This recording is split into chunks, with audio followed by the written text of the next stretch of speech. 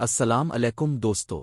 عثمان اول سلطنت عثمانیہ کا بانی اور پہلا حکمران تھا جس نے 1299 سے 1326 تک حکومت کی۔ اس کی قیادت نے ایک چھوٹی اناطولیائی سلطنت سے ایک پھیلتی ہوئی ریاست میں منتقلی کو نشان زد کیا جس نے تاریخ کی سب سے طاقتور سلطنتوں میں سے ایک بننے کی بنیاد رکھی۔ عثمان 1258 کے لگ بھگ اناطولیہ کے ایک چھوٹے سے سرحدی شہر سوغیوت میں پیدا ہوئے۔ عثمان غازی ارطغرل غازی کا بیٹا تھا جو اوغز ترکوں کی ایک شاخ کائی قبیلے کے سردار تھے۔ ارطغرل کی موت کے بعد عثمان کائی قبیلے کا سردار بن گئے۔ عثمان نے کمزور ہوتی بازنطین سلطنت کے خلاف چھاپا مار کارروائیوں کی قیادت کرتے ہوئے اپنے علاقے کو مسلسل پھیلایا۔ اس کی فوجی قابلیت نے اسے شمال مغربی اناطولیہ میں طاقت کو مستحکم کرتے ہوئے یعنی شہر اور بلیجک سمیت اہم شہروں اور قلعوں پر قبضہ کرنے کی اجازت دی۔ 1326 میں بروسا پر قبضہ اس کے بیٹے اورحان نے مکمل کیا جس سے عثمانی شہری توسیع کا آغاز ہوا۔ عثمان کا ایک خواب ہے جس میں اس کے سینے سے ایک درخت اگتا ہے